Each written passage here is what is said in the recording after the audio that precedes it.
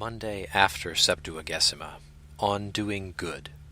In doing good let us not fail, for in due time we shall reap, not failing. In these words, St. Paul does three things. 1. He warns us that we must do good, for to do good is a duty, seeing that all things by their nature teach us to do good. First, they so teach us because they are themselves good. And God saw all the things that he had made, and they were very good. Sinners have ample cause to make them blush in the multitude of created things, all of them good, while sinners themselves are evil. Second, because all things by their nature do good. For every creature gives itself, and this is a sign of their own goodness and of the goodness of their Creator. Denis says, God is goodness, something which must diffuse itself. St. Augustine says, it is a great sign of the divine goodness that every creature is compelled to give itself. Third, because all things by their nature desire what is good, and tend to the good. The good is, in fact, that for which everything longs. 2. St. Paul warns us that in doing good we fail not. There are three things which most of all cause a man to persevere in doing good. First, assiduous and wholehearted prayer for help from God, lest we yield when we are tempted. Watch ye, and pray that ye enter not into temptation. Second, unceasing fearfulness. As soon as a man feels confident he is safe, he begins to fail in doing good.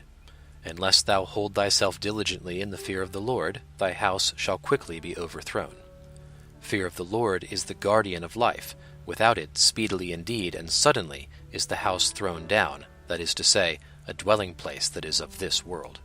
Third, avoidance of venial sins, for venial sins are the occasion of mortal sin, and often undermine the achievement of good works. St. Augustine says, Thou hast avoided dangers that are great, beware lest thou fall victim to the sand.